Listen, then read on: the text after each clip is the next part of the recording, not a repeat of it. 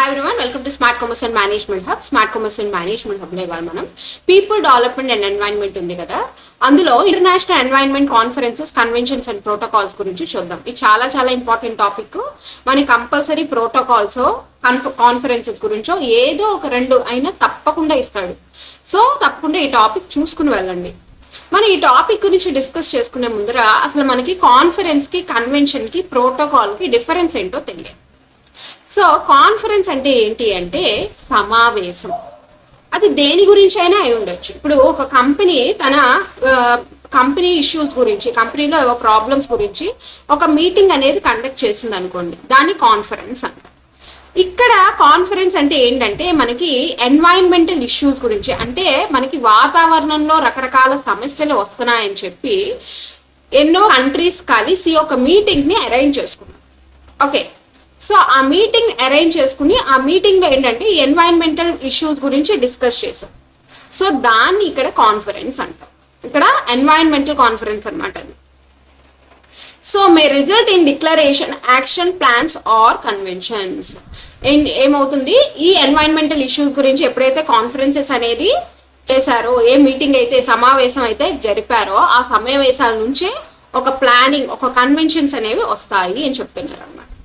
So ఈ conferences అనేవి ఎలా అంటే, ఫస్ట్ది ఏంటంటే స్టాక్ హోమ్ కాన్ఫరెన్స్. ఇది 1972లో మనకి ఎన్వైరన్మెంటల్ ఇష్యూస్ మీద ఒక 113 కంట్రీస్ అనేవి కలిసి చాలా పెద్ద సమావేశం అనేవి స్వీడన్లో స్టాక్ హోమ్ అనే ప్లేస్లో మనకి ఏర్పాటు చేశారు.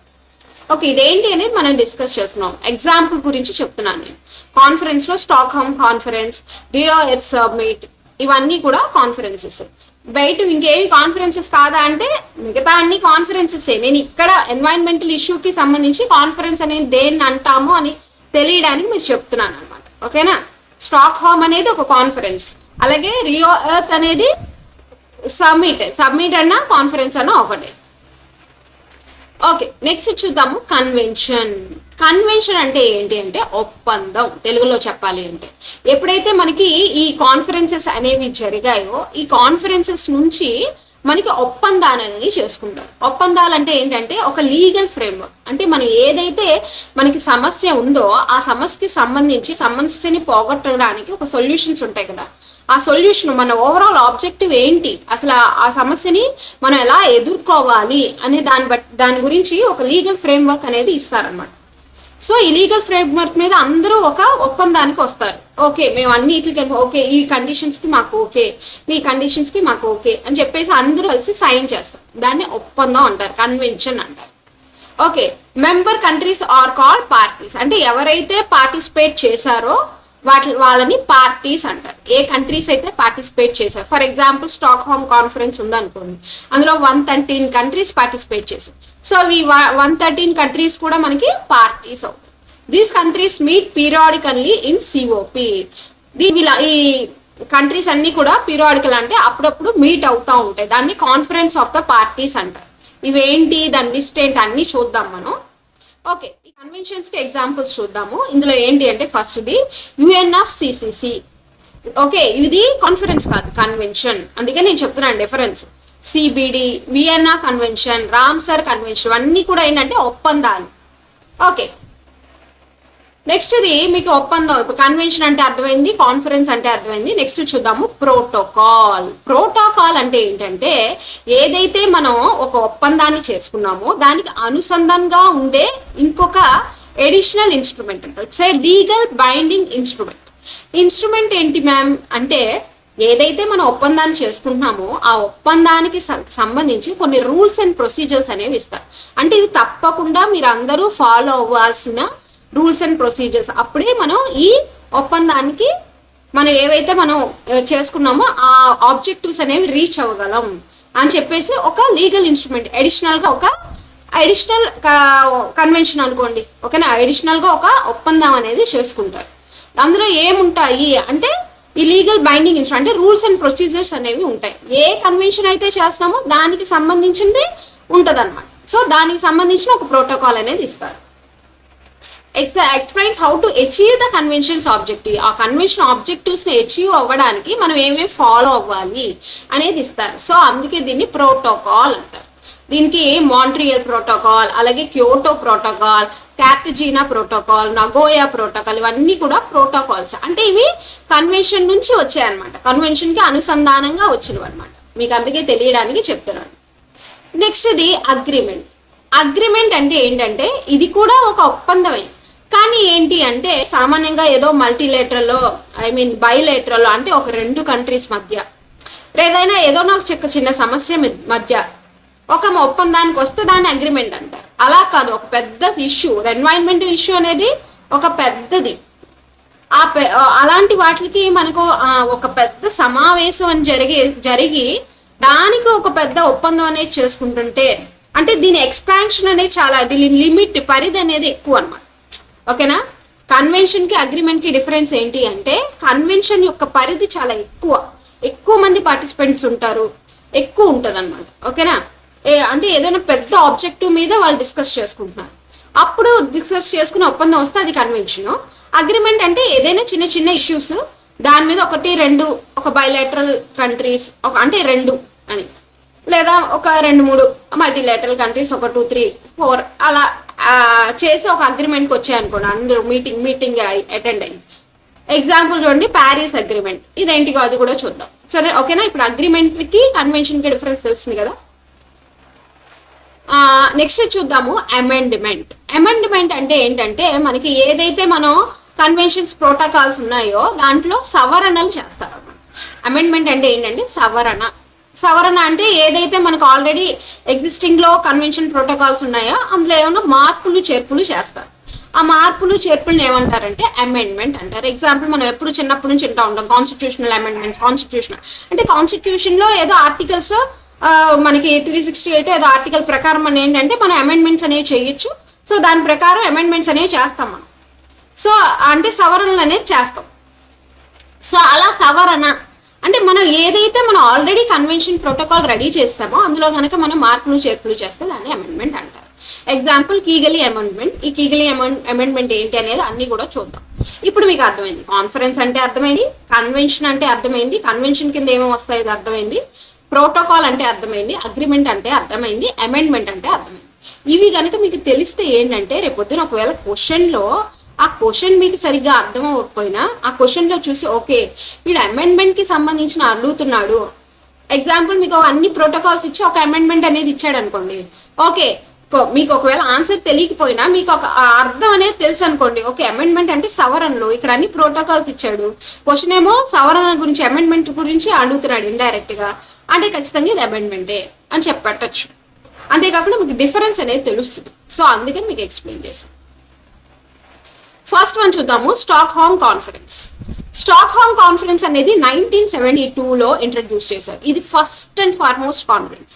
అంటే ఏంటంటే చాలా ఇంపార్టెంట్ కాన్ఫరెన్స్. ఫస్ట్ టైం ఒక ఎన్వైరన్మెంటల్ ఇష్యూ మీద హ్యూమన్ ఎన్వైరన్మెంట్ మీద చూడండి, హ్యూమన్ ఎన్వైరన్మెంట్ మీద మనకి ఒక కాన్ఫరెన్స్ అనేది జరిగింది. దీని అఫీషియల్ టైటిల్ ఏంటి అంటే United nations conference on the human environment, UNCHE. Okay, అన్ని యునైటెడ్ నేషన్స్ 113 కంట్రీస్ కలిసి 1972లో సిడ్నీలో స్టాక్హోమ్ అనే సిటీలో ఏర్పాటు చేసిన మీటింగ్ అనమాట. అందుకే దీని పేరు స్టాక్హోమ్. స్టాక్హోమ్ అనేది సిటీ పేరు ఎక్కడైతే జరిగిందో. సో అది ఎప్పటి నుంచి జరిగిందంటే June 5 నుంచి June 16 వరకు 1972లో జరిగింది.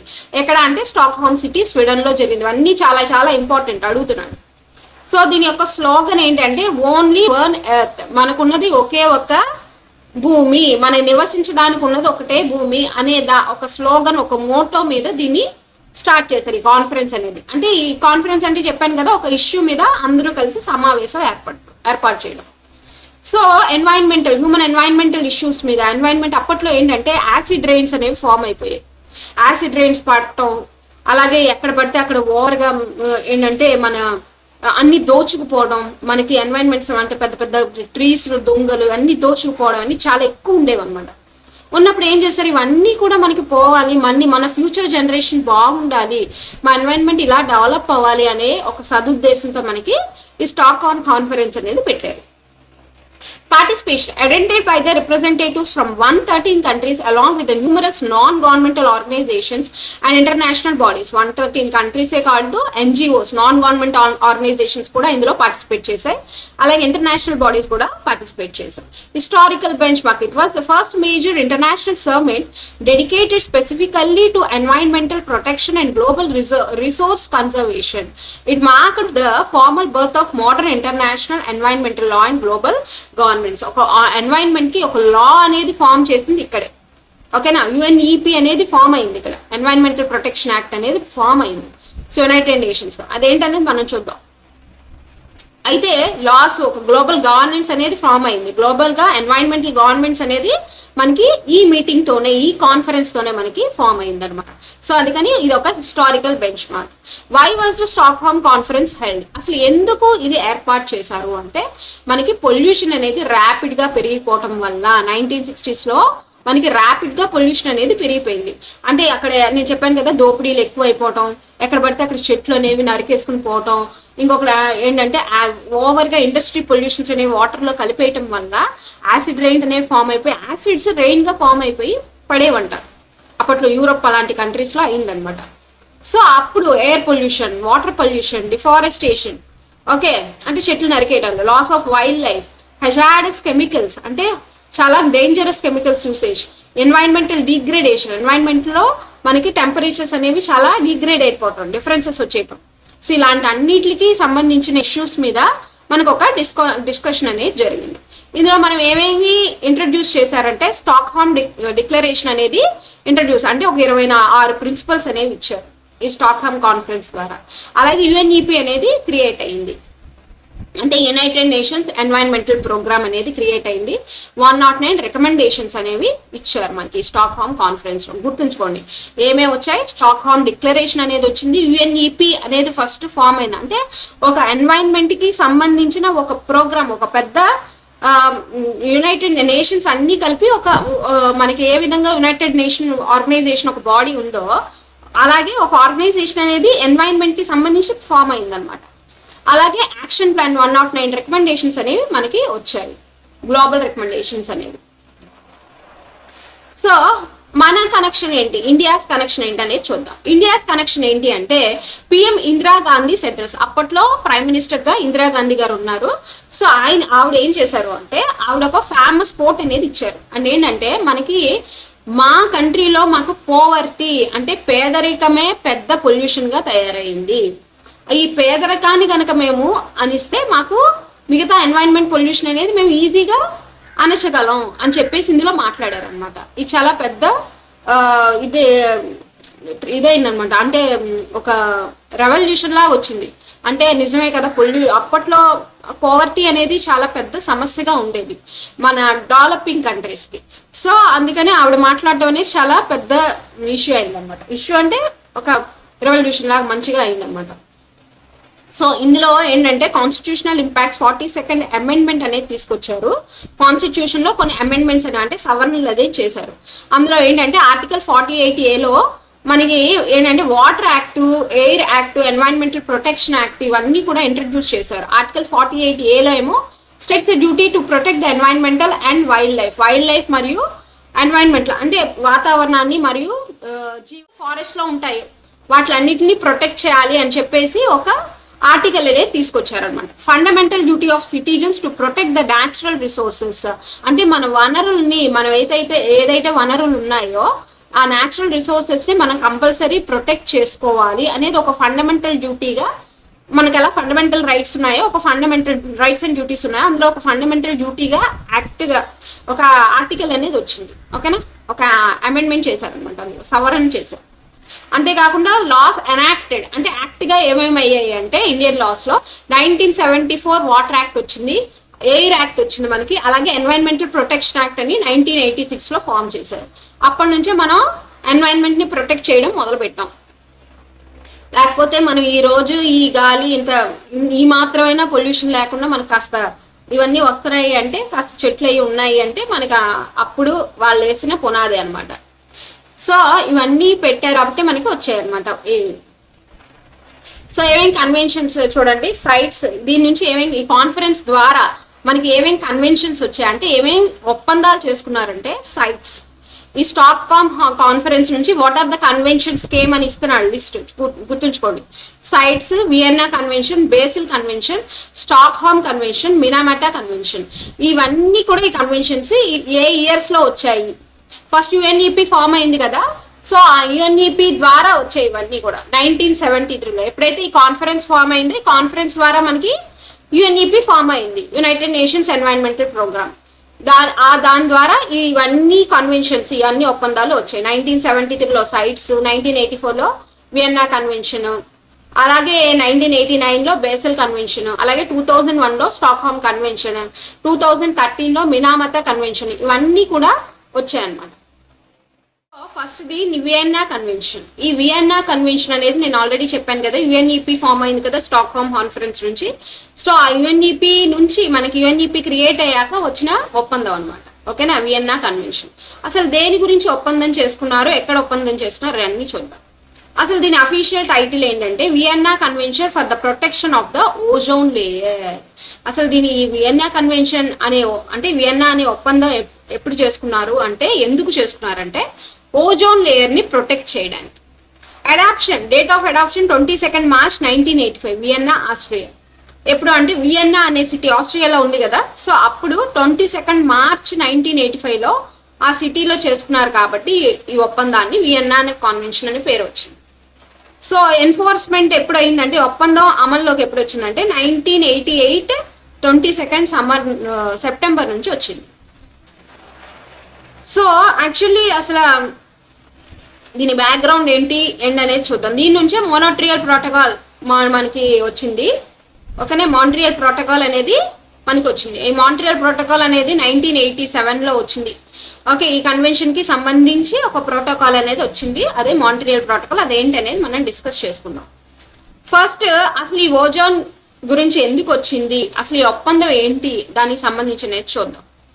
యాక్చువల్లీ ఏమైంది అంటే మనకి 1970s 1980sలో ఓజోన్ లేయర్లో రంధ్రాలు అనేది పడటం స్టార్ట్ అయింది. ఈ రంధ్రాలు అనేవి ఎందుకు పడుతున్నాయి అని చెప్పేసి సైంటిస్ట్ దీని మీద ఒక రీసెర్చ్ అనేది చేస్తే అందులో తేలింది ఏంటి అంటే, వీళ్ళు సిఎఫ్సి అంటే క్లోరోఫ్లోరోకార్బన్స్ అనేవి ఎక్కువ యూజ్ చేయడం వల్ల. దేంట్లో యూజ్ చేస్తారు ఇది అంటే, అప్పట్లోనే మనకి రిఫ్రిజిరేటర్లు, ఏసీలు, స్ప్రేలు ఇవన్నీ యూజ్ చేసేవాళ్ళు అనమాట వేరే వేరే కంట్రీస్. మనకంత డెవలప్మెంట్ లేకపోయినా అప్పట్లో డెవలప్డ్ కంట్రీస్ ఉన్నాయి కదా, సో అవన్నీ యూజ్ చేసిన దానివల్ల అది ఎంత హార్మ్ఫుల్లో చూడండి. ఆ కెమికల్ అనేది ఏం చేసిందంటే వెళ్ళిపోయి ఓజోన్ లేయర్కి మనకి రంధ్రాలు పడేటట్టుగా చేసేసింది. So it damaged by the chemicals such as CFCs. Ozone layer దేని ద్వారా డ్యామేజ్ అయిందంట, ఇలాంటి కెమికల్స్ ద్వారా. సో ఈ ఇష్యూని మనం కరెక్ట్ చేయడానికి, ఈ ఇష్యూని అడ్రస్ చేస్తూ ఒక ఒప్పందం అనేది క్రియేట్ చేసుకున్నారు. దాన్ని వియన్నా కాన్వెన్షన్ అని ఉంటారు. ఓకేనా, అంటే ఇందులో ఏమేమి ఆబ్జెక్టివ్స్, అసలు ఎందుకు దీంట్లో ఈ సమావేశంలో ఏమేమి డిస్కస్ చేసుకున్నారంటే, to protect the ozone layer. Ozone layer ని ప్రొటెక్ట్ చేయాలి. దేని ద్వారా అంటే అందరూ ఇంటర్నేషనల్ గా అన్ని కంట్రీస్ కోఆపరేట్ చేస్తూ 197 కంట్రీస్ ఎన్నో ఇందులో పార్టిసిపేట్ చేసి ఒక ఒప్పందం అనేది కుదుర్చుకున్నాయి. సైంటిఫిక్ రీసెర్చ్ చేయాలి. సైంటిఫిక్ రీసెర్చ్ ఓజోన్ లేయర్ ని ప్రొటెక్ట్ చేయడానికి రకరకాల రీసెర్చెస్ అనేవి మనం చేయాలి. అలాగే ఇన్ఫర్మేషన్, ఒక కంట్రీ ఇన్ఫర్మేషన్ ఓజోన్ లేయర్ కి సంబంధించిన ఇన్ఫర్మేషన్స్ గ్యాదర్ అయితే అవి ఎక్స్చేంజ్ చేసుకోవాలి. అలాగే ఓజోన్ లేయర్ కి సంబంధించి ఎప్పటికప్పుడు మనం మానిటర్ చేసుకుంటాం, మనం ఎప్పుడు మానిటర్ చేసుకుంటూ ఉండాలి అని చెప్పేసి ఒక ఓజోన్ లేయర్ కి సంబంధించిన ఒక ఫ్రేమ్ వర్క్ అనేది చేసుకున్నాం. అంటే ఇందులో ఎంత కెమికల్ తగ్గించాలి, సిఎఫ్సిస్ ఏ విధంగా మనం, అలా ఏమి ప్రొసీజర్స్, ఒక రూల్స్ అండ్ ప్రొసీజర్స్ అవేం లేదు. ఒక ఒప్పందం అనేది చేసుకున్నాం. ఒక జస్ట్ ఒక అవగాహన చెప్పాలి, అవగాహన ఒప్పందం చేసుకున్నాం అనమాట దీని గురించి. ఓకేనా, అందుకే ఇది వియన్నా కన్వెన్షన్ అనేది ఒక అవగాహన ఒప్పందం అనమాట. మరి ఇది ఎప్పుడు మనకి వచ్చింది, రూల్స్ అండ్ ప్రొసీజర్స్ ఎప్పుడు ఫాలో అయ్యారు అనేది మన నెక్స్ట్ వస్తుంది అనమాట. Framework convention, it establish the framework for protecting the ozone layer. Ozone layer ని ఎలా ప్రొటెక్ట్ చేయాలి అనేది ఒక ఫ్రేమ్వర్క్ అనేది ఇచ్చారు ఇందులో. It did not prescribe the specific emission reduction targets. అంటే స్పెసిఫిక్ గా ఇంత రిడక్షన్ ఒక టార్గెట్స్ అనేవి పెట్టాలి, మనం ఇంత చెయ్యాలి, ఇన్ని చెయ్యాలి, ఇంత చేస్తేనే మనకి ఇలా తగ్గుతుంది, ఓజోన్ లేయర్ అనేది ప్రొటెక్ట్ చేసుకోవాలి అనే ఒక స్పెసిఫిక్ టార్గెట్స్, ఒక ప్రొసీజర్స్, ఒక రూల్స్ ఏం పెట్టలేదు. నెక్స్ట్ ఇది specific scientific cooperation countries agree to conduct research. అన్ని కంట్రీస్ కూడా మనకి ఏవేవైతే పార్టిసిపేట్ చేసాయో మెంబర్ ఆఫ్ ద పార్టీస్ అవన్నీ కూడా సిఓపిస్, సో అవన్నీ కూడా ఓకే అని అగ్రీ చేసాయి రీసెర్చ్ చేయడానికి. ఎక్స్చేంజ్ సైంటిఫిక్ ఇన్ఫర్మేషన్, అలాగే సైంటిఫిక్ ఇన్ఫర్మేషన్ ఎక్స్చేంజ్ చేయడానికి ఒప్పుకున్నాయి. అలాగే ఓజోన్ డిప్లీషన్ కి మానిటర్ చేయాలనుకో. ఓజోన్ ఎప్పుడైతే డిప్లీషన్ అంటే పలచబడిపోతుంది కదా, క్షీణిస్తుంది. డిప్లీషన్ అంటే క్షీణించడం. ఎప్పుడైతే ఆ ఓజోన్ లేయర్ అనేది పలచబడుతుందో ఆ పలచబడాన్ని ఎప్పటికప్పుడు మనం మానిటర్ చేస్తూ ఉండాలి వాళ్ళు గుర్తించారనమాట. అంత ఇంపార్టెంట్. సో దానికి సంబంధించి అప్పుడప్పుడు మానిటర్ చేసుకుంటూ ఉండాలని చెప్పేసి అనుకున్నాయి. ఇంటర్నేషనల్ కోఆపరేషన్, ఒకరికొకరు పాలసీస్ అండ్ టెక్నాలజీస్కి సంబంధించి అన్ని కంట్రీస్ ఒకరికొకరు కోఆపరేట్ చేసుకోవాలని చెప్పేసి అగ్రీ చేసుకున్నాం. ఇది వియన్నా కన్వెన్షన్. ఓకేనా. మొత్తం కూడా మనకి మేజర్ అచీవ్మెంట్ ఏంటంటే దీని ద్వారా ఒక ప్రోటోకాల్ అనేది క్రియేట్ చేసాయి, మాంట్రియల్ ప్రోటోకాల్. సో నెక్స్ట్ చూద్దాము మాంట్రియల్ ప్రోటోకాల్. ఈ మాంట్రియల్ ప్రోటోకాల్ ఇది 1987లో వచ్చిందనమాట. ఎప్పుడైతే ఈ వియన్నా కన్వెన్షన్ అనేది జరిగిందో ఆ తర్వాత మనకి మాంట్రియల్ ప్రోటోకాల్ అనేది వచ్చింది దీన్ని బేస్ చేసుకుని. నేను ఆల్రెడీ చెప్పాను కదా, ప్రోటోకాల్ అంటే ఏంటి, ఏదైనా కన్వెన్షన్ ఏదైనా ఒప్పందానికి అనుసంధానమైన అది ఒక లీగల్ బైండింగ్ ఇన్స్ట్రుమెంట్స్, దానికి సంబంధించిన రూల్స్ అండ్ ప్రొసీజర్స్ ఏదేమి అమలు చేయాలో అవి ఇస్తుంది. అందులో ఆ ప్రోటోకాల్లో అన్ని ఇస్తారు, ఒక లీగల్ బైండింగ్ ఇన్స్ట్రుమెంట్ అని చెప్పాను కదా. సో అలా ఫామ్ అయింది అనమాట. దీంట్లో అసలు ఏం చెప్పారు అంటే, ఏం కనుక్కున్నారంటే మనకు సైంటిస్ట్ దానికి సంబంధించిన రూల్స్ ఏమేమి ఫాలో అవ్వాలని ఇచ్చారంటే, సామాన్యంగా కొన్ని సబ్స్టెన్సెస్ అనేవి ఏం చేస్తున్నాయంటే ఓజోన్ని డిప్లీట్ చేస్తున్నాయి, అంటే క్షీణింపజేసేస్తున్నాయి. ఏమేమి సబ్స్టెన్సెస్ అనేవి క్షీణింపజేస్తున్నాయి, ఆ క్షీణింపజేసే సబ్స్టెన్సెస్ని కొన్నిటిని అబాలిష్ చేసేయాలని, బ్యాన్ చేసేయాలని, కొన్నినేమో ఒక నిర్దిష్టమైన కొంతవరకే వాడాలి, కొంత పర్సంటేజే వాడాలని చెప్పేసి కొన్ని రూల్స్ అండ్ ప్రొసీజర్స్ అనేవి ఇచ్చాయన్నమాట. So, what is the Montreal Protocol? Montreal Protocol on substances that deplete the ozone layer is an international environment agreement designed to protect the ozone layer by phasing out the production and consumption of ozone depleting substances. ఇందులో ఏం చేశారంటే environmental agreement అనేది జరిగింది, protocol agreement అనేది జరిగింది. అందులో ఏమైందంటే ఈ rules and procedures compulsory follow అవ్వాలి అని చెప్పేసి కొన్ని ఏవైతే ఓజోన్ లేయర్ సబ్స్టెన్సెస్ ఉన్నాయో ఆ ఓజోన్ లేయర్ సబ్స్టెన్సెస్ యొక్క ప్రొడక్షన్ ని కానీ అంటే ప్రొడ్యూస్ చేయడం కానీ దాని యొక్క యూసేజ్ కానీ తగ్గించాలి లేదా తీసివేయాలి. ముఖ్యంగా ఇది మాంట్రియల్ ప్రోటోకాల్ అసలు సమావేశం అనేది ప్రోటోకాల్ అనేది ఫామ్ అయిందే దేనికోసం అంటే సిఎఫ్సిస్ అంటే క్లోరోఫ్లోరో కార్బన్స్. సిఎఫ్సిస్ అనేవి అప్పట్లో ఏంటంటే రిఫ్రిజిరేటర్లు, ఏసీలు, స్ప్రేలు ఇలాంటివన్నీ యూజ్ చేసేసేవాళ్ళు, అప్పట్లోనే ఉండేవి. మనకంటే డెవలపింగ్ కంట్రీ కానీ డెవలప్డ్ కంట్రీస్ బోర్డు ఉన్నాయి కదా, వాటిని ఇవన్నీ యూజ్ చేసేవారు. హాలన్స్ అనే కెమికల్ ఒకటి యూజ్ చేసేవారు. ఈ రెండు చాలా డేంజరస్ అనమాట. ఇవే మెయిన్ కారణం ఓజోన్ లేయర్ రంధ్రాలు పడిపోవడానికి అని సైంటిస్ట్ కనుక్కున్నారు. సో ఈ సబ్స్టెన్సెస్ అనేవి పూర్తిగా నిర్మూలన చేసేయాలి దశల వారీగా అని చెప్పేసి మాంట్రియల్ ప్రోటోకాల్ వచ్చింది మెయిన్గా. ఇంకా రిమైనింగ్ ఇంకా రకరకాల సబ్స్టెన్సెస్ కూడా, కెమికల్ సబ్స్టెన్సెస్ కూడా ఓజోన్ డిప్లీట్ చేస్తున్నాయని కనుక్కున్నారు. సో వియన్నా కన్వెన్షన్ అనేది ఒక ఫ్రేమ్ వర్క్, ఇదేమో యాక్షన్. ఓకేనా. దేనికి ఓజోన్ డిప్లీటింగ్ సబ్స్టెన్సెస్ ని ఫేజ్ అవుట్ చేయడానికి, యాక్షన్ టు ఫేజ్ అవుట్, తీసిపడేయడానికి.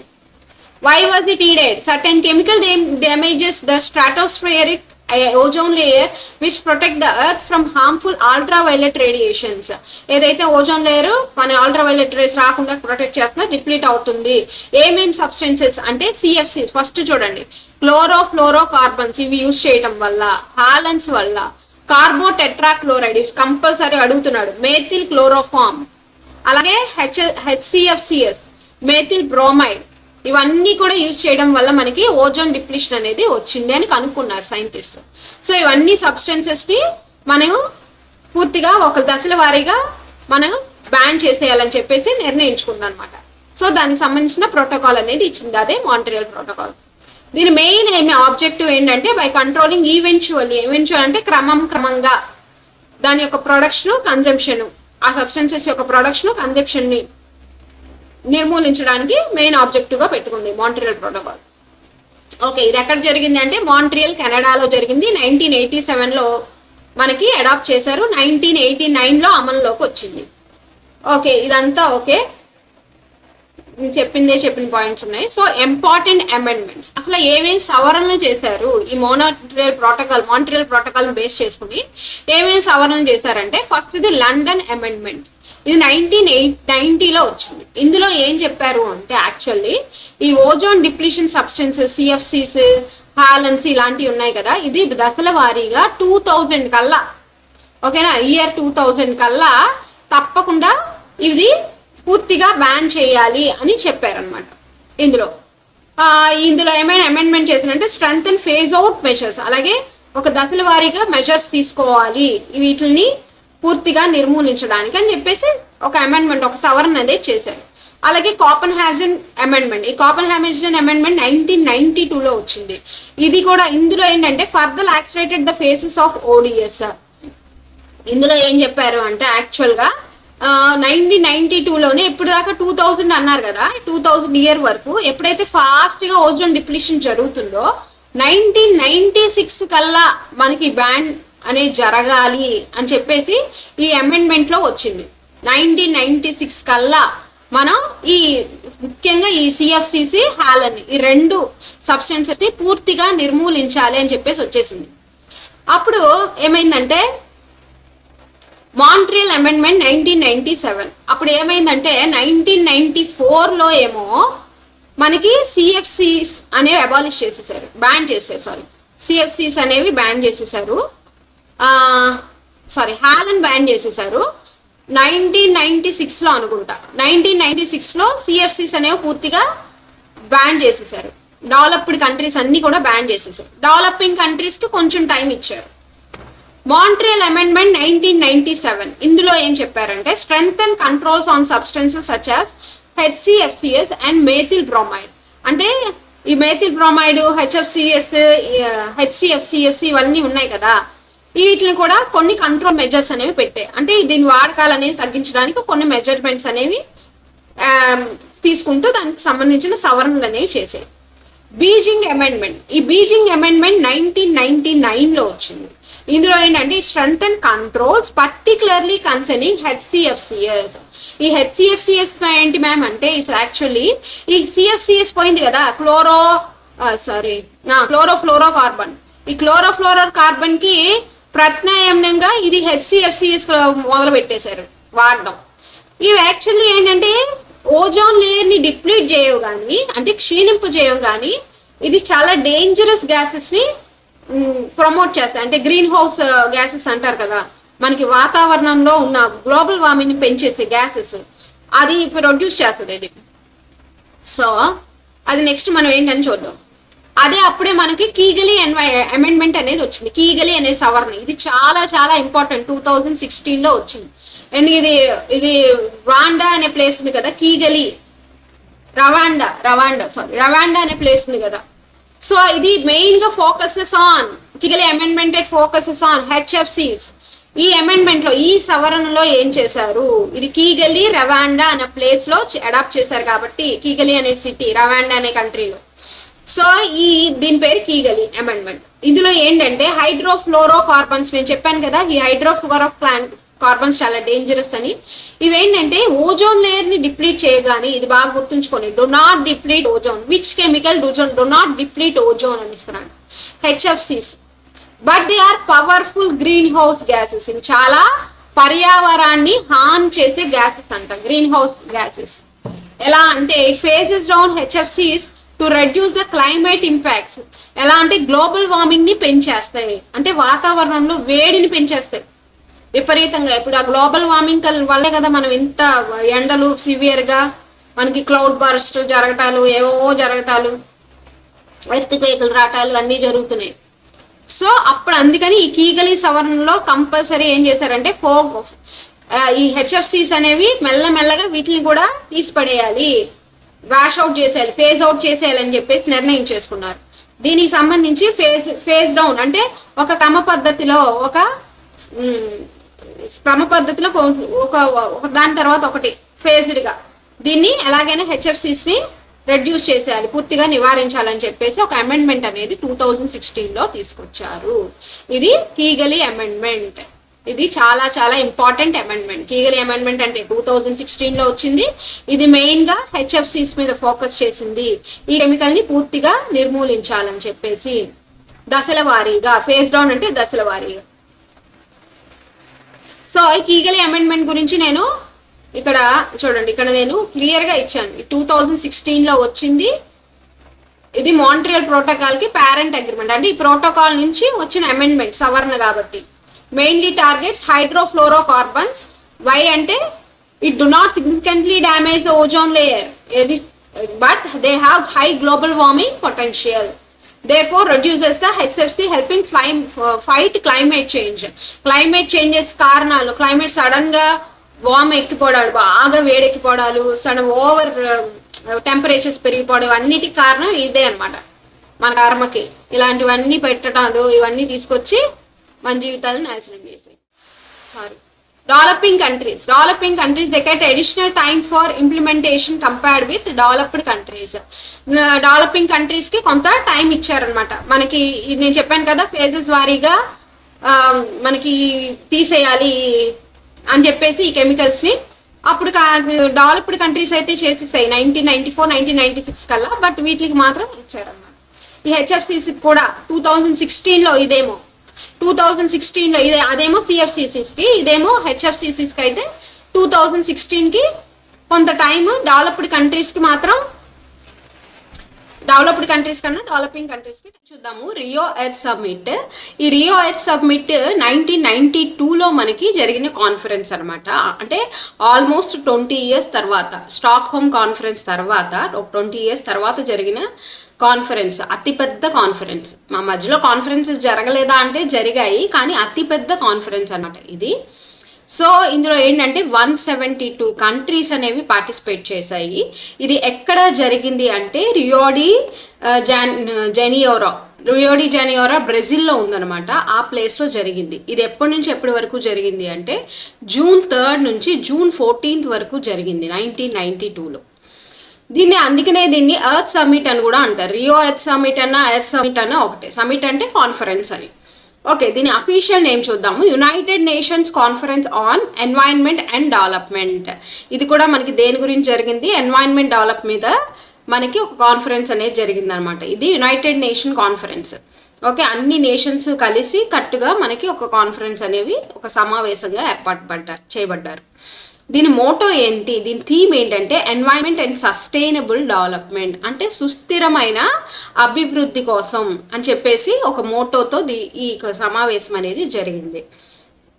ఏంటి ఈ సస్టైనబుల్ డెవలప్మెంట్ అనేది, ఎందుకు ఈ సస్టైనబుల్ డెవలప్మెంట్ అనే మోటోతో చేశారు అంటే, యాక్చువల్లీ ఏమైంది అంటే ఈ స్టాక్ హోమ్ కాన్ఫరెన్స్ ద్వారా మనకి ఎన్నో వచ్చాయి కదా, ప్రోటోకాల్స్ వచ్చాయి, కన్వెన్షన్స్ వచ్చాయి, అన్నీ వచ్చినా సరే మనకి ఎన్వైరన్మెంట్లో చాలా డ్రాస్టిక్ చేంజెస్ అనేవి రావటం జరిగిందనమాట. అంటే ఎన్వైరన్మెంట్లో ముఖ్యంగా ఏంటంటే చెట్లు నరికేయడం, దేని ద్వారా అంటే ఆర్థిక ఎకనామికల్ డెవలప్మెంట్ అని చెప్పేసి చెట్లు నరికేయటం, ఇండస్ట్రీస్ అనేవి బాగా పెరిగిపోవటం, అలాగే పొల్యూషన్స్ అనేవి బాగా పెరిగిపోవడం వల్ల మనకి ఎర్త్లో మనకి ఏంటంటే ఎన్వైరన్మెంట్లో డ్రాస్టిక్ చేంజెస్ అనేవి వచ్చేసాయి. సో వీటిని తగ్గించడానికి దీనికోసం ఏంటంటే ఏం చేయాలి, ఏం చర్యలు తీసుకోవాలి అని చెప్పేసి ఈ రియో ఎర్త్ సమ్మిట్ అనేది చేశారు. ఈ కాన్ఫరెన్స్ అనేది సమావేశం అనేది జరిపారనమాట. సో ఇందులో ఏంటంటే 2 బైండింగ్ కన్వెన్షన్స్, అంటే 2 చట్టబద్ధమైన ఒప్పందాలు, 3 ఏమో నాన్ బైండింగ్ ఇన్స్ట్రుమెంట్స్ అనేవి ప్రొడ్యూస్ చేశారు. ఏంటి అంటే బైండింగ్ కన్వెన్షన్స్. చెప్పాను కదా, బైండింగ్ కన్వెన్షన్స్ అంటే ఏంటి, చట్టబద్ధమైన, అంటే కంపల్సరీ ఏమేం కంట్రీస్ దీన్ని అగ్రీ చేసి సైన్ చేశాయో, కంపల్సరీగా ఒప్పందం చేసుకున్నాయో అవన్నీ కూడా తప్పకుండా ఇవి ఫాలో అవ్వాలి. ఫాలో అవ్వకపోతే వాళ్ళ మీద చర్యలు తీసుకుంటారనమాట. ఓకే, దాన్ని బైండింగ్ అంటారు. బైండింగ్ అంటేనే చట్టబద్ధమైన అని. నాన్ బైండింగ్ అంటే చట్టబద్ధమైనవి కావు, అవి మొరాలిటీ, మన యొక్క రెస్పాన్సిబిలిటీ, ఒక డ్యూటీ లాగా మనం చేసుకోవచ్చు. సో ఇందులో ఫస్ట్ది ఏంటి అంటే UNFCCC United Nations framework convention on climatic change. ఓకేనా, అంటే ఈ యుఎన్ఎఫ్సిసిసి ఎప్పుడు దేని మీద, అదే పర్పస్ కోసం ఈ కన్వెన్షన్ ఒప్పందం చేసుకున్నారు అంటే క్లైమేట్ చేంజ్ గురించి. దీని మీద నేను విడిగా తీసుకుంటాను, కింద నేను విడిగా చెప్పానమాట. జస్ట్ మీరు లిస్ట్ చూడండి. ఇంకో బైండింగ్ కన్వెన్షన్ ఎప్పుడు వచ్చింది అంటే ఇది కూడా లీగల్ బైండింగే. ఇంకో బైండింగ్ చట్టబద్ధమైన ఒప్పందం ఏంటంటే CBD, convention on biological diversity. దీని మీద కూడా మనకి ఒక ఒప్పందం అనేది తీసుకున్నారు. అండ్ నాన్ బైండింగ్ ఇన్స్ట్రుమెంట్స్ ఏమేమి వచ్చాయి అంటే, ఇన్స్ట్రుమెంట్స్ అంటే మనకి తప్పకుండా ఫాలో అవ్వాల్సిన రూల్స్ అండ్ రిస్ట్రిక్షన్స్ అనమాట. ఓకే, కానీ ఇవి నాన్ బైండింగ్ అనమాట. నాన్ బైండింగ్ అంటే ఏంటంటే ఒక రెస్పాన్సిబుల్గా మనం ఫాలో అవ్వాలి, దీని మీద లీగల్గా ఏమీ లేదు అనేది ఫాలో అవ్వకపోతే ఏమైనా పనిష్మెంట్స్ ఇవ్వటం అలా ఉండదు. ఓకే, సో రియో డిక్లరేషన్, ఇందులో ఏంటంటే 27 ప్రిన్సిపల్స్ చెప్పారు. ఎన్వైరన్మెంటల్ సస్టైనబుల్ డెవలప్మెంట్ గురించి 27 ప్రిన్సిపల్స్ అనేవి చెప్పారు. ఓకే, నాన్ బైండింగ్ ఇన్స్ట్రుమెంట్ ఇంకోటి వచ్చేది ఏంటంటే ఎజెండా 21. ఈ ఎజెండా 21 ఏంటంటే global action plan for sustainable development కోసం మనం తీసుకోవాల్సిన అన్ని కంట్రీస్ తీసుకోవాల్సిన ప్లాన్ ఏంటి, యాక్షన్ ప్లాన్ ఏంటి అని దాని మీద చెప్పారనమాట. నెక్స్ట్ ఇంకో నాన్ బైండింగ్ ఇన్స్ట్రుమెంట్ ఏంటంటే ఫారెస్ట్ ప్రిన్సిపల్స్, సస్టైనబుల్ ఫారెస్ట్ అంటే అడవుల్ని ఏ విధంగా కాపాడాలి అనే దాని మీద ఒకటి చెప్పారు.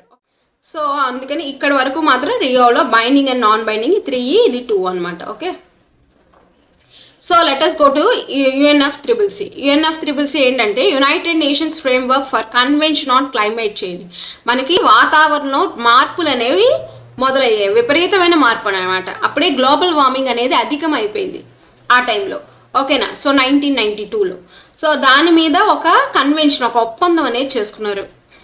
Stabilize greenhouse gas concentrations in the atmosphere to prevent the dangerous human interference with the climate system. ఏవైతే green house gases, harmful gases ఉన్నాయో, లైక్ మనం చూసాం కదా ఇందాక హెచ్సిఎఫ్సిస్. సో హెచ్సిఎఫ్సిస్ ఇలాంటివన్నిటిని కూడా పూర్తిగా మెల్లమెల్లగా అట్మాస్ఫియర్లో నుంచి మనం కంట్రోల్ చేసేలాగా, గ్యాసెస్ని మనం పూర్తిగా నివారించాలి, మెజర్స్ తీసుకోవాలి కంట్రోల్ చేసుకునేలాగా అని చెప్పేసి దీని యొక్క ఆబ్జెక్టివ్ అనమాట, మెయిన్ ఆబ్జెక్టివ్ ఆ గ్రీన్ హౌస్ గ్యాసెస్ని ప్రివెంట్ చేయాలి అని చెప్పేసి.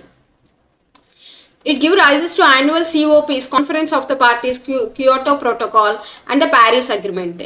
ఈ యుఎన్ఎఫ్సిసి నుంచే మనకి ఏంటంటే సిఓపిస్ అనేది వచ్చాయి, కాన్ఫరెన్స్ ఆఫ్ ద పార్టీస్ వచ్చాయి, అలాగే క్యోటో ప్రోటోకాల్ అనేది వచ్చింది ఈ కన్వెన్షన్ నుంచే, యుఎన్ఎఫ్సిసి కన్వెన్షన్ నుంచే. అలాగే ప్యారిస్ అగ్రిమెంట్ అనేది వచ్చింది. ఈ ఒప్పందం నుంచి మనకి క్యోటో ప్రోటోకాల్ అలాగే ప్యారిస్ అగ్రిమెంట్ రెండు కూడా వచ్చాయి. It's enforced. మరి ఇది మనకి అమల్లోకి ఎప్పుడు వచ్చిందంటే 1994లో వచ్చింది. 1992లో సబ్మిట్ అయితే 1994లో ఇది అమల్లోకి వచ్చింది. సో నెక్స్ట్ చూద్దాము సిఓపిస్ అంటే ఏంటంటే కాన్ఫరెన్స్ ఆఫ్ ద పార్టీస్. అంటే ఏవైతే ఇప్పుడు ఈ కన్వెన్షన్లో పార్టిసిపేట్ చేశాయో ఆ కన్వెన్షన్ తర్వాత ఏమైంది అంటే ఈ కాన్ఫరెన్స్ ఆఫ్ పార్టీస్ అనేవి ఇంట్రడ్యూస్ అయ్యింది. కాన్ఫరెన్స్ పార్టీస్ అంటే ఏంటంటే ప్రతి సంవత్సరం యాన్యువల్గా ఒక సమావేశం అనేది ఏర్పాటు చేస్తారు. ఈ సమావేశంలో ఎవరైతే ఇప్పుడు ఒప్పందంలో ఉన్నారో, ఏ కన్వెన్షన్స్లో ఉన్నారో ఆ కన్వెన్షన్ పార్టీస్ అన్నీ కూడా మెంబర్స్ ఆఫ్ ద పార్టీస్ అంతా చెప్పాను కదా ముందర. పార్టీస్ అంటే ఏంటి, member who participated in the conventions అని, వాళ్ళందరూ గ్యాదర్ అయ్యి మనకి ఎన్వైరన్మెంటల్ సమస్యల మీద మన చర్చలు అనేవి జరుగుతూ ఉంటాయి. సో ఇక్కడ లిస్ట్ ఆఫ్ ఇంపార్టెంట్ సిఓపిస్ చూడండి. ఈ రోల్ ఆఫ్ సిఓపి వాళ్ళ రోల్ ఏంటంటే representative from member countries meet periodically to evaluate the progress, review targets, negotiate amendments and establish legally binding protocols and agreements under the treaty. ఏంటంటే international treaty అనమాట. ఇదొక నేను చెప్పాను కదా కాన్ఫరెన్స్ ఆఫ్ ద పార్టీస్ అనేవి అన్నీ కలిసి ఒక నేషనల్ ఒక బాడీ లాగా ఫామ్ అయ్యి ఏం చేస్తారు అంటే వీళ్ళు ప్రోగ్రెస్ని అనలైజ్ చేస్తారు అనమాట. అంటే ఇప్పటికి ఇయర్కి ఎంత డిఫరెన్స్ వచ్చింది ఎన్వైరన్మెంట్లో, ఎంత కార్బన్ అనేది రిలీజ్ చేస్తున్నాం, ఎంత గ్యాసెస్ అనేవి మనకి పొల్యూటెడ్ గ్యాసెస్ అనేవి తగ్గాయి, అలాగే కెమికల్ సబ్స్టెన్సెస్ అనేవి ఎంత రిలీజ్ అవుతున్నాయి, అలాగే నెక్స్ట్ టార్గెట్స్ ఏంటి, ఎలాంటి అమెండ్మెంట్స్ చేయాలి, మనం ఎలాంటి సవరణలు చేయాలి, అలాగే ఎటువంటి ప్రోటోకాల్స్ తీసుకురావాలి, ఎటువంటి అగ్రిమెంట్స్ చేయాలి, ఇవన్నీ కూడా చూస్తారనమాట. అది రోల్ ఆఫ్ ద సిఓపి. ఈ సిఓపిస్ అనేవి ఫస్ట్ మీటింగ్ ఎప్పుడు జరిగింది అంటే 1995లో బెర్లిన్ జర్మనీలో జరిగింది. Established the Berlin mandate to set the binding emission targets. ఇందులో ఏంటంటే మనకి ఏమేమి చెయ్యాలి, నిర్ణయాలు చేయాలి సిఓపిస్లో అనే దాని మీద జరిగింది ఇది. ఓకేనా. నెక్స్ట్ COP3, ఇది చాలా ఇంపార్టెంట్. ఇది 1997లో క్యోటో జపాన్లో జరిగింది. దీన్నే క్యోటో ప్రోటోకాల్ అని కూడా అంటారు, క్యోటో ప్రోటోకాల్ అని కూడా అంటారు దీన్ని. సో COP13 ఏమో 2007 బాలిన్ ఇండోనేషియాలో జరిగింది. COP15 ఏమో 2009 కోపెన్హాగన్ డెన్మార్క్లో జరిగింది. అలాగే COP21 ఏమో 2015 ప్యారిస్ ఫ్రాన్స్లో జరిగింది. దీన్నే ప్యారిస్ అగ్రిమెంట్ కూడా అంటారు. ఇదేంటి క్యోటో ప్రోటోకాల్, ప్యారిస్ అగ్రిమెంట్ చాలా ఇంపార్టెంట్. ఈ రెండు చూద్దాం మనం. ఈ లిస్ట్ మాత్రం ఒకసారి చూసుకోండి చాలు, పేర్లు చూసుకుంటే చాలు మిగతావి. COP26 2021 గ్లాస్గో యూకేలో జరిగింది. ఓకేనా, అంటే ఇది గ్లాస్గో క్లైమేట్ ఇంపాక్ట్ మీద జరిగింది అనమాట.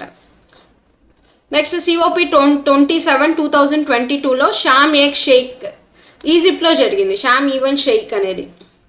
సో అలాగే COP28 2023 దుబాయ్ UAEలో జరిగింది. అలాగే COP29 లాస్ట్ 2024 బాకులో జరిగింది, అజర్బైజాన్లో.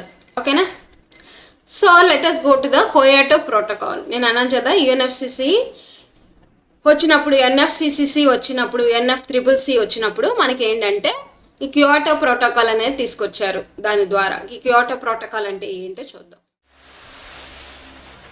So next Kyoto protocol. ఇది క్యోటో ప్రోటోకాల్ అనేది మనకి ఆల్రెడీ చూసాం. UNFCCC ఉంది కదా, UNFCCC వాళ్ళు అంటే ఆ కన్వెన్షన్ దేని మీద కన్వెన్షన్ చేసాం, క్లైమేట్ చేంజెస్ మీద మనం ఒక ఒప్పందం అని చేసుకున్నాము. సో యునైటెడ్ నేషన్స్ అనేది చేసుకుంది. సో దానికి సంబంధించిన ప్రోటోకాల్ అనమాట ఈ క్యోటో ప్రోటోకాల్ అనేది. దీన్ని ఎప్పుడు అడాప్ట్ చేసుకున్నారు అంటే 1997లో అడాప్ట్ చేసుకున్నారు. ఇది దేనికి సంబంధించి, దేనికోసం ఈ ప్రోటోకాల్ అనేది వచ్చింది అంటే to reduce the green house gases emissions and combat the climate change. ఏదైతే క్లైమేట్ చేంజ్ వాతావరణాల్లో మార్పులు అనేవి జరగడానికి కారణమైన గ్రీన్ హౌసెస్ గ్యాసెస్ ని ఎమిట్ చేయడానికి, రిమూవ్ అంటే మొత్తానికి దాన్ని తీసిపడేయడానికి ఈ క్యోటో ప్రోటోకాల్ అనేది వచ్చిందనమాట.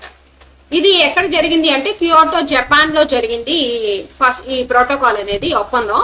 సో అందుకని దీని పేరు క్యోటో ప్రోటోకాల్ అని చెప్పి పెట్టారనమాట. ఇది అండర్ UNFCCC. సో 2005లో మనకి came into force అనమాట, ఇది అమల్లోకి వచ్చింది. మెయిన్ ఫోకస్ ఏంటంటే climate change, reduction of green house gases ని తగ్గించాలి. మనకి మెయిన్ గా HFCS, మెథిలిన్, ఇంకా రకరకాల గ్యాసెస్ ఉన్నాయి కదా, ఏవైతే మనకి లిస్ట్ లో చెప్పారు. HFCS ఇవన్నీ కూడా ఏంటంటే మనకి చాలా డేంజరస్ గ్యాసెస్. ఈ గ్యాసెస్ అన్నిటిని కూడా ఎమిట్ చేసేయాలి, పూర్తిగా నివారించాలి, అప్పుడే మన ఎన్వైరన్మెంట్ బాగుపడుతుంది అని చెప్పేసి కొంత ప్రోటోకాల్ అని కంపల్సరీ ఫాలో అవ్వాల్సిన రిస్ట్రిక్షన్స్ అనేవి తీసుకొచ్చింది. So why was it created, అసలు ఎందుకు క్రియేట్ చేశారు? Kyoto protocol recognised that developed industrialised countries had historically contributed more to green gas emissions. అంటే ఏవైతే డెవలప్డ్ కంట్రీస్ ఉన్నాయో, USA, యూరప్ ఇలాంటివి, ఇవే మనకి గ్రీన్ హౌస్ ఎమిషన్స్ కి కారణాలు అని కనుక్కుంది ప్రోటోకాల్. ఎప్పుడు మనకి UNFCCC ఎప్పుడో 1992లో వచ్చింది, ఇదేమో 1997లో వచ్చింది. సో ఈ 6 years రీసెర్చ్ చేసి ఒక ప్రోటోకాల్ అనేది క్రియేట్ చేశారు, అదే క్యోటో ప్రోటోకాల్. అందులో ఏం చెప్పారు అంటే therefore it places legal binding emissions reduction targets mainly on developed countries. Binding emissions అంటే చట్టబద్ధమైన ఎమిషన్స్ అంటే తప్పకుండా వాళ్ళు ఫాలో అవ్వాల్సిన కొన్ని రిస్ట్రిక్షన్స్ అనమాట. అవి ఏంటి అంటే first the 6 major green gases. ఈ క్యోటో ప్రోటోకాల్లో 6 main గ్రీన్ గ్యాసెస్ మన ఎన్వైరన్మెంట్ కి చాలా బాధిస్తున్నాయి, వాతావరణ మార్పులు, క్లైమేట్ చేంజ్ కి ముఖ్యంగా ఉన్నాయని కనుక్కున్నారు. అవి ఏంటి అనేది ఈ 6 gases important. CO2 carbon dioxide, CH4 methane, N2O nitrous oxide, అలాగే నైట్రస్ ఆక్సైడ్, ఆ తర్వాత హైడ్రోఫ్లోరో కార్బన్స్. ఆ CFCs పోయి హైడ్రోఫ్లోరో కార్బన్స్ వచ్చేసాయి అనమాట, PFCs. అలాగే అంటే perfluorocarbons. Next SF6 sulphur hexafluoride. Okay, ఇవన్నీ కూడా ఈ కెమికల్ సబ్స్టెన్సెస్ మనకి గ్రీన్ హౌస్ గ్యాసెస్ కి కారణాలు, గ్రీన్ హౌస్ గ్యాసెస్ గా ఉన్నాయి. ఇవే మోస్ట్ హార్మ్ఫుల్ గ్యాసెస్ అని చెప్పేసి కనుక్కున్నారు. అంతేకాకుండా ఇవన్నీ కూడా డెవలప్డ్ కంట్రీసే, మనకి డెవలప్డ్ కంట్రీస్ వల్లే వస్తున్నాయని చెప్పి కనుక్కుని వాళ్ళకి ఒక బైండింగ్ ఎమిషన్స్, చట్టబద్ధమైన నియమాలు అనేవి చేసింది. So 3 important Kyoto mechanisms. ఈ క్యోటో ప్రోటోకాల్లో మనకి ఒక 3 ఇంపార్టెంట్ మెకానిజమ్స్ అనేవి ఇంట్రడ్యూస్ చేశారు. అవి ఏంటి అంటే ఫస్ట్ ది CDM అంటే క్లీన్ డెవలప్మెంట్ మెకానిజం. ఇందులో ఏంటంటే డెవలప్డ్ కంట్రీస్ ఉంటాయి కదా, అంటే ఆల్రెడీ డెవలప్ అయిపోయిన కంట్రీస్, ఎగ్జాంపుల్ జర్మనీ, జపాన్ ఇలాంటి కంట్రీస్ ఏం చేస్తాయంటే డెవలపింగ్ కంట్రీస్ లో ఎన్వైరన్మెంట్ కి సంబంధించిన ప్రాజెక్ట్స్ లో ఇన్వెస్ట్ చేస్తాయి. ఓకేనా. Developed countries can invest in emission reduction projects. Emission reduction projects అంటే environmental emission reduction projects in developing countries and receive certified emission reduction. మనకి మరి వీళ్ళ ప్రాజెక్టుల్లో వాళ్ళు ఇన్వెస్ట్ చేసినందుకు వీళ్ళకి ఏంటంటే ఎమిషన్ రిడక్షన్ పాయింట్స్ అనేవి ఇస్తారనమాట, certified emission reduction points. Okay, దీన్ని వాళ్ళు యూజ్ చేసుకుంటారు. ఆ తర్వాత అదేంటి అనేది మనం ఎమిషన్ రేటింగ్లో చెప్తాం. అయితే జేఐ నెక్స్ట్ది. జేఐ అంటే జాయింట్ ఇంప్లిమెంటేషన్. జాయింట్ ఇంప్లిమెంటేషన్ అంటే ఏంటంటే ఇందాకేమో డెవలప్డ్ కంట్రీస్ డెవలపింగ్ కంట్రీస్లో ఇన్వెస్ట్ చేసాయి. ఇక్కడ ఏంటంటే వన్ డెవలప్డ్ కంట్రీ ఇంకో డెవలప్డ్ కంట్రీలో ఇన్వెస్ట్ చేస్తాయి. ఓకేనా. అంటే ఫర్ ఎగ్జాంపుల్ జపాన్, జర్మనీ రెండు డెవలప్డ్ కంట్రీస్ అనుకోండి. జపాన్ వెళ్ళి జర్మనీ ఎన్వైరన్మెంటల్ ప్రాజెక్ట్స్లో ఇన్వెస్ట్ చేస్తుంది. మరి వీళ్ళకి ఏమి ఇస్తారు అంటే వీళ్ళకి ఈఆర్యూస్ అని ఇస్తారు, అంటే ఎమిషన్ రిడక్షన్ యూనిట్స్ అని ఇస్తారు, పాయింట్స్. సో మరి ఇవి ఎలా యూజ్ అవుతాయని ఎమిషన్ ట్రేడింగ్లో చూద్దాం. Countries with emission allowances can trade emission units with other countries. ఇప్పుడు వాళ్ళకి ఇంత క్రెడిట్ పాయింట్స్ ఉండాలి అని చెప్పేసి ఉంటాయి అనమాట. సో ఆ యూనిట్స్ కన్నా ఎక్కువ ఉన్నాయనుకోండి పాయింట్స్, అంటే అంత కాలుష్యం అది లేదు, అంటే అంతకు మించి అది ఫాలో అవుతుంది, దానికి గోల్డ్ పాయింట్స్ ఉన్నాయనుకోండి, ఆ పాయింట్స్ని ట్రేడ్ చేసుకోవచ్చు. దాన్నే carbon trading are emission trading అంటారు. ఓకేనా, అమ్ముకోవచ్చు అనమాట. దీన్నే ఎమిషన్ ట్రేడింగ్ అంటారు, వేరే కంట్రీకి అమ్ముకోవచ్చు. సో దానికోసం ఈ emission reduction units, emission reduction points అన్ని యూజ్ అవుతాయి వాళ్ళకి. సో నెక్స్ట్ చూద్దాము సిబిడి. సిబిడి అంటే కన్వెన్షన్ ఆన్ బయోలాజికల్ డైవర్సిటీ, అంటే దీన్నే బయోడైవర్సిటీ అంటారు. సో ఈ బయోడైవర్సిటీని ప్రొటెక్ట్ చేయడానికి వచ్చిన ఒప్పందాలు అనమాట ఇవి, కన్వెన్షన్ అనమాట. It's promote the sustainable use of natural resources. Natural రిసోర్సెస్ని ఏ విధంగా మనం కరెక్ట్గా యూజ్ చేసుకోవాలి. అలాగే ensure fair equitable sharing of genetic resources. ఏవైతే మనం వనరుల్ని యూజ్ చేసుకున్నామో, జెనెటిక్ రిసోర్సెస్ని యూజ్ చేసుకున్నామో దాని నుంచి వచ్చిన బెనిఫిట్స్ అన్ని ఈక్వల్గా అందరికీ పంచిపెట్టాలి అనే ఒక సదుద్దేశంతో ఈ ఒప్పందం అనేది చేసుకున్నారు. దీని నుంచి వచ్చిన ప్రోటోకాల్స్ మీకు చాలా ఇంపార్టెంట్. అదే కార్టెజినా ప్రోటోకాల్, ఇంకోటి నగోయా ప్రోటోకాల్. సో ఈ కార్టెజినా ప్రోటోకాల్ అంటే ఏంటంటే ఇది ఒక ఇంటర్నేషనల్ అగ్రిమెంట్. ఇది అడాప్ట్ చేసుకుంది 2000లో. It's created to ensure the safe transfer and handling of living modified organisms.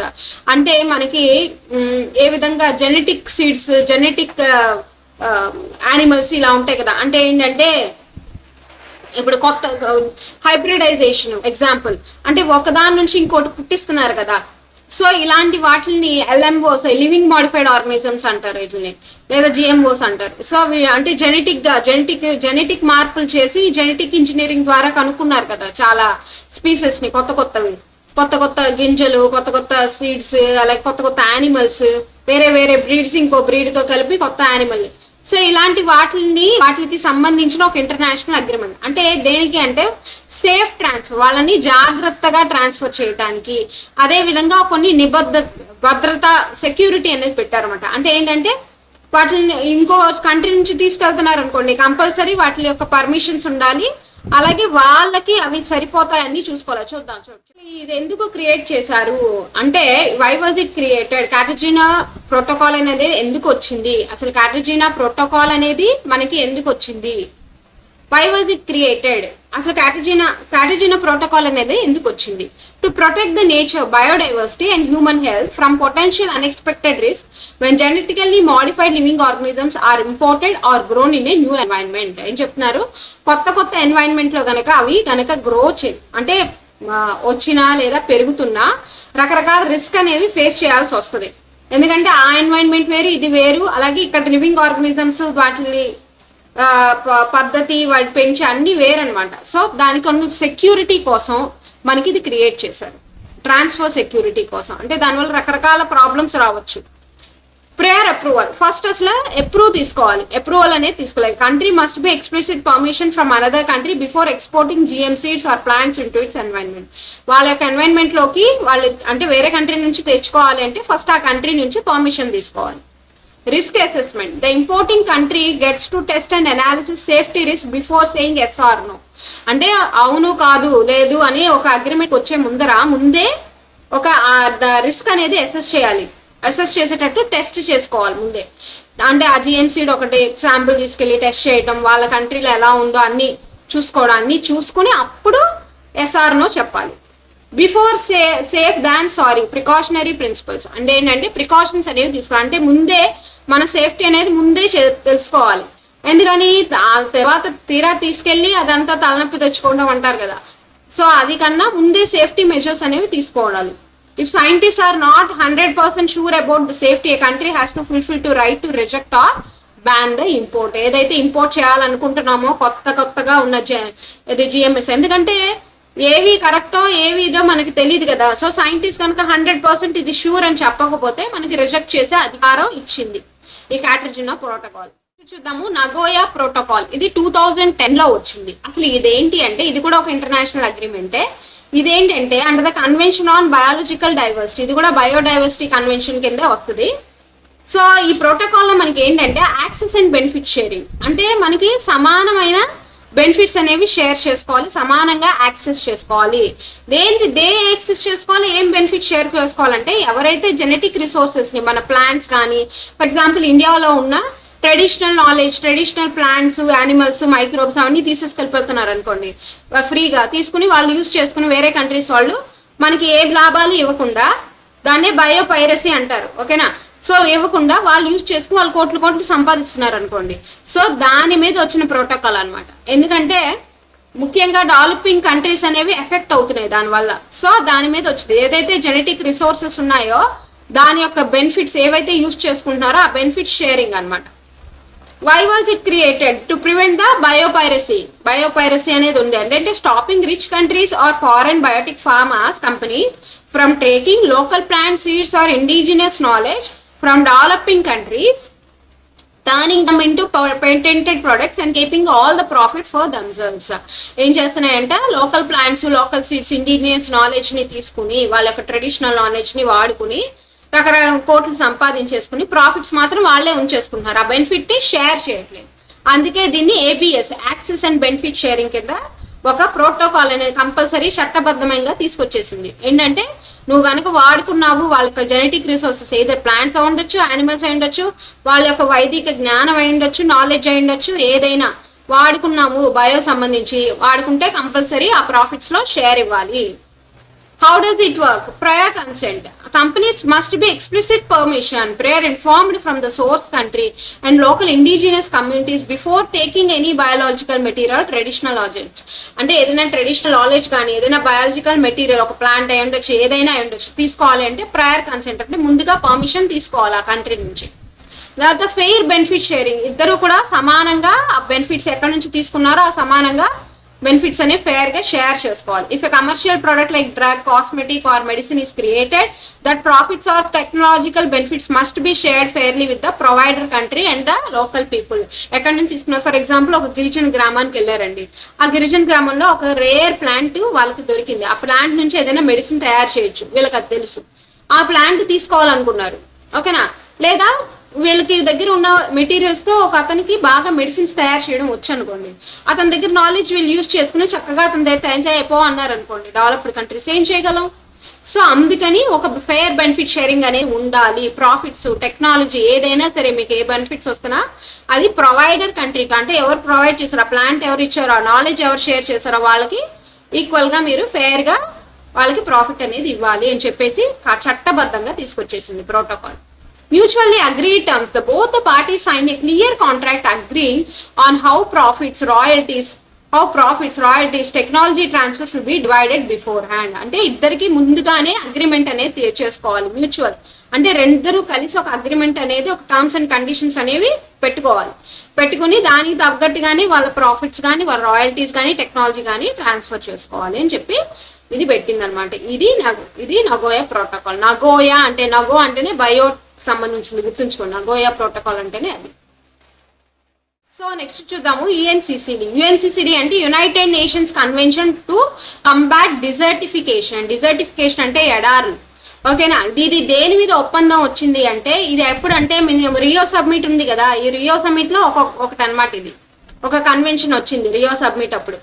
ఈ కన్వెన్షన్ ఏంటంటే డిజర్టిఫికేషన్. డిజర్టిఫికేషన్ ఏంటి మ్యామ్ అంటే ఎడారులుగా ఫామ్ అవటం అనమాట, దాన్ని తగ్గించడానికి వచ్చింది. ఎడారులుగా ఎప్పుడు ఫామ్ అవుతాయి? ఎప్పుడైతే భూములు ఎండిపోయాయో, అడవులు ఎండిపోయాయో, అవి డిజర్ట్స్గా మారకుండా దాని మీద కొన్ని చర్యలు తీసుకోవాలన్నమాట. ఆ చర్యలు తీసుకోవడానికి ఒక కన్వెన్షన్ ఇది. ల్యాండ్ డిగ్రేడేషన్ అంటే ఏంటంటే ల్యాండ్లో ఇప్పుడు కెమికల్స్ అవి బాగా వాడేస్తున్నారు అనుకోండి, అప్పుడు భూమిలో సారం అనేది తగ్గిపోద్ది. దాన్ని ల్యాండ్ డిగ్రేడేషన్ అంటారు, అంటే సారం తగ్గిపోవడం. అలాంటి మార్పులు రాకుండా మనకి తీసుకునే చర్యలు అనమాట. ఈ కన్వెన్షన్ ద్వారా కొన్ని ఒప్పందాలు చేసుకున్నాం. And mitigate the effects of the drought. అలాగే మనకి డ్రాట్ వస్తుంది కదా, డ్రాట్ అంటే తెలుగులో ఏమన్నది, దాన్ని వరదలు సైక్లోన్స్ అంటారు. డ్రాట్ అంటే ఏంటంటే భూములు అన్నీ ఎండిపోతాయి చూడండి, అంటే కరువు. కరెక్ట్, కరువు వచ్చినప్పుడు మనం ఎలాంటి మెజర్స్ తీసుకోవాలి, వీటి మీద కూడా మనకి ఒక ఒప్పందం అనేది చేసుకున్నారు. సో మొత్తం కూడా ల్యాండ్ మేనేజ్మెంట్ మీద ఈ కన్వెన్షన్ అనేది వచ్చింది. It drafted directly as the recommendation of the agenda during Rio Summit and adopted in 1994. Agenda 21 కి ఇది ఒక recommendation, drafted as recommendation of agenda 21. Agenda 21 కి ఒక డైరెక్ట్ రికమెండేషన్ గా ఇది వచ్చింది అనమాట. ఇది ఎన్ఫోర్స్డ్ ఆన్ 1996 లో ఇది ఎన్ఫోర్స్ అయ్యింది. ఓకేనా, ఇక్కడతో మనకి కన్వెన్షన్స్, కాన్ఫరెన్సెస్, ప్రోటోకాల్స్ అయిపోయాయి. Thanks for watching.